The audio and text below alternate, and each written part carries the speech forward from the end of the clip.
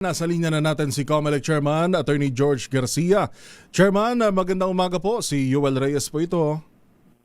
Magandang umaga, Sir Joel, at sa mga kababayan natin, magandang umaga po sa inyong lahat. Opo, unahin muna natin Chairman, yung pagsisimula ng election period sa Bangsamoro Region. Kamusta ho ang obserbasyon natin sa unang araw kahapon?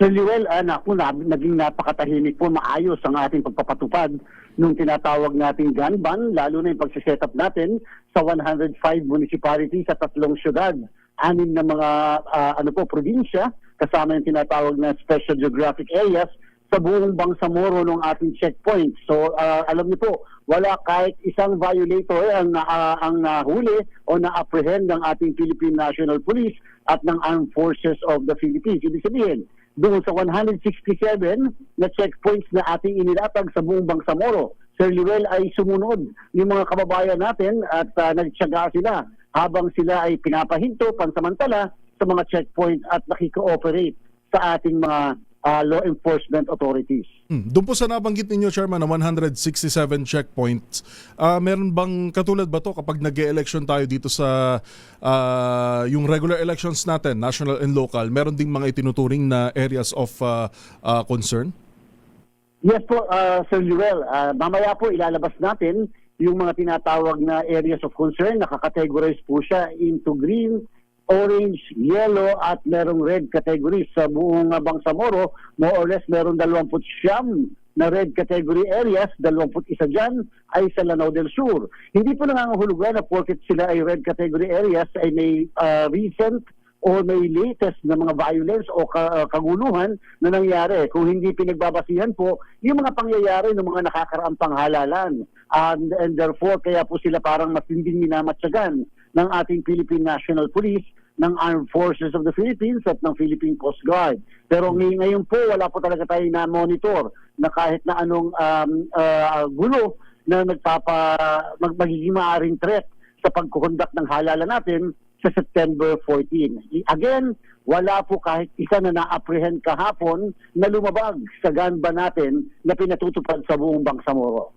Ano naman yung babala natin, Chairman, dun sa mga magtatangka, dahil minsan may mga makukulit talaga kahit dito sa atin, may mga pasaway pa rin na nagdadala ng baril. Meron bang mga allowed lang na mga individual na mag-carry ng baril during this period?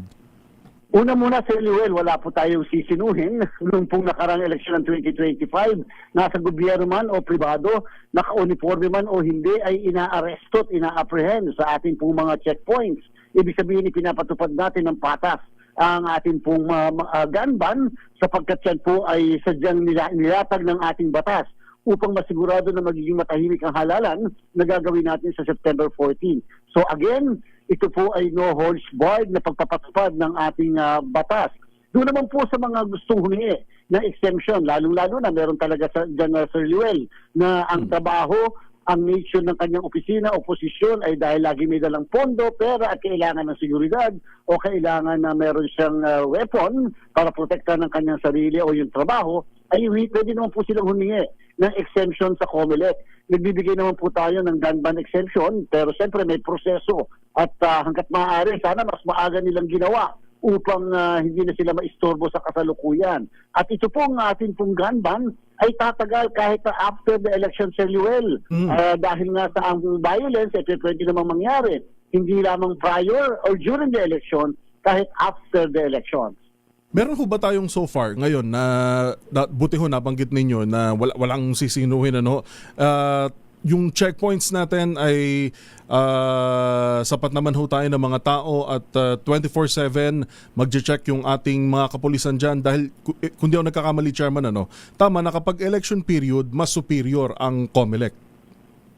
Alam niyo po, ang ginagawa po natin ditong strategy, kahit naman po nitong mga nakaraang halalan na sa pamamahala po natin, ay sinisigurado natin na combined forces ng Philippine National Police at Armed Forces of the Philippines ang nagmamando sa ating mga checkpoint.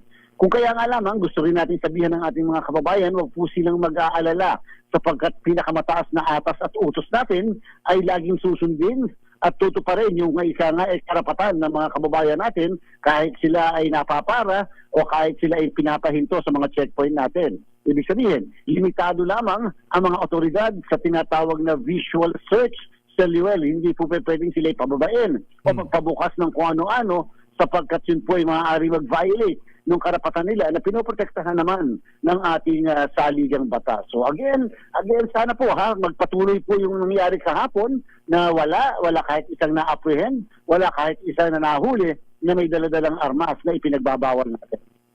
Opo, ano pa po yung mga paghahanda natin sa mga susunod na araw, Chairman, lalo't 2 months, kulang-kulang 2 buwan pa bago itong barn polls. Kauna-unahan, historic barn polls natin.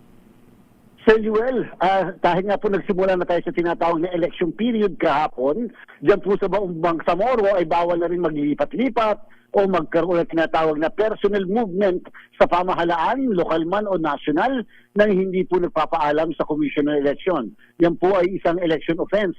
At Sir Joel, ang ating pong campaign period ay magsusimula na nitong July 30. And therefore, nangangahulugan mula kahapon hanggang sa July 29 ay hindi pa pwedeng mangampanya ang ating pong mga kababayan. Opo. So ang ating mga kandidato, bagamat pwede nila kasi sabihin na ito ay automated election dahil nga sa sila ay hindi pa naman considered candidates and therefore pwedeng umikot yan. Pwede nila po sabihin yan, Sir Joel.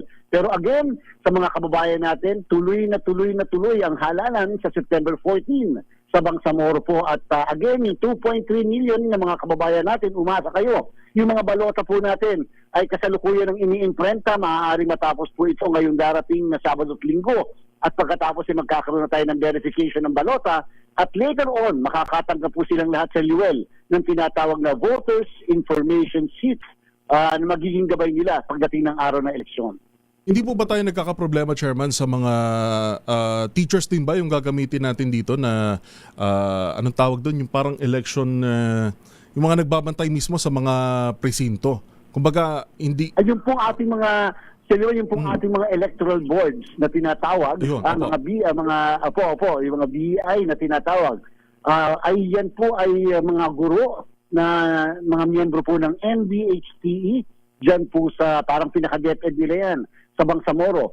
Kaya nga lang po ang COMELEC din ay naghanda ng mga 2,000 na mahigit na mga miyembro ng Philippine National Police upang kung sakasakaling merong mga miyembro po ng electoral board, mga guro, hindi makakapaglingkod kung anumang kadahilanan, ay pwede pong humalinhin yung pong ating pong mga Philippine National Police. At ito po ay nakadeploy sa iba't ibang parte ng Bangsamoro at sila ay mga nanggaling hindi mismo sa rehiyon ng Bangsamoro, kung hindi pinagkukuha po natin sila sa iba't ibang rehiyon sa paligid po ng Bangsamoro. Alright. Isang bagay pa po pala, Chairman, samantalahin ko na lang din po, yung dito sa Cavite, special elections para sa Lone District ng Dasmariñas. Kamusta ho yung filing of Certificate of Candidacy natin? Kung di po ako nagkakamali, ngayong araw na yung last day. Yes po, Sir Luel. Ngayon na po huling araw at as of kahapon, alas 5 ng hapon, ay 4 na punat na mga kababayan natin dyan sa Dasmariñas ang nag-file ng kanilang Certificates of Candidacy. Hihintayin natin kung ilan pa at sino pa yung mga magpa-file ngayong araw na ito ng kanilang Certificates of Candidacy. So far naman po, sa 2 araw na ginawa nating filing, naging napakatahimik din po. At dahil na pinaghandaan natin yung filing na yan ng candidacy para naman po sa August 29 na eleksyon dyan sa nag-iisang distrito ng Dasmariñas, Cavite. Mabanggit ko lang po sa UL, tayo rin po ay merong plebisito na mangyayari ngayong July 25. Diyan naman po sa may bandang area ng Parañaque, kung saan ang 5 barangays ay boboto kung dapat bang hati-hatiin yung mismo tinatawag na area ng Asiana para sa iba't ibang jurisdiction ng bawat isa. Grabe, Chairman, magkakasunod na election to. Kinakaya pa ba ng budget ng COMELEC?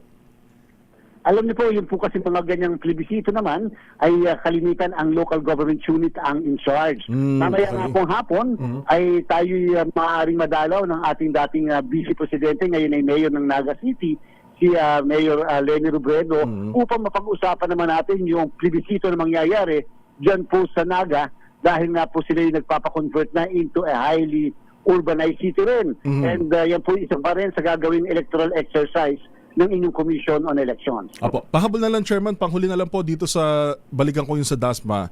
Kung sakaling mag-file ho si Mayor Jenny Barzaga for candidacy sa House of Representative, mababakante yung posisyon niya as mayor ng DASMA. So kinakailangan ba natin ulit na magkaroon ng special election or magkakaroon lang ng hierarchy?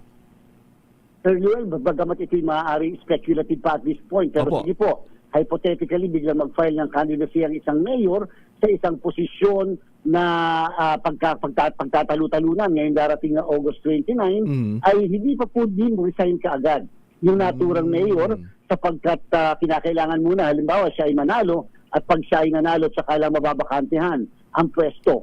Kunwari po mabakantehan ang pwesto nung mismong isang nakaupong mayor dahil nanalo siya sa isang halalan, ang papalit naman po ay ang vice mayor. At hindi po kakailanganin si Luel na magkaroon ng isang espesyal na halalan para lang fill upan yung mababakante noong mayor. Ang mangyayari po, yung vice mayor ay tataas at yung number 1 councilor naman ay tataas bilang vice mayor and so on and so forth. Yung kahuli-hulihang konsehal base sa ating local government code ay itatalaga naman ng presidente kung sino man yung mismong partido na nag-create ng vacancy na tinatawag. Sapagkat pagka po katulad ng Marinas Cavite, ito ay isang syudad and therefore ang presidente, pangulo ng bansa ang nag-a-appoint ng kahalingin ng kung sino man ang nag-create ng bakante. Alright, maraming salamat po Chairman at mahaba-habang araw pa to at magkakasunod pala na halalan. Hindi lang special elections, may plebiscito rin and of course kasabay nitong paghahanda ongoing sa BARM elections. Maraming salamat po Chairman, mabuhay po kayo. Maraming salamat po Sir Luel, mabuhay din po at magandang umaga. COMELEC Chairman Attorney George Erwin Garcia. Maganda umaga, Pilipinas!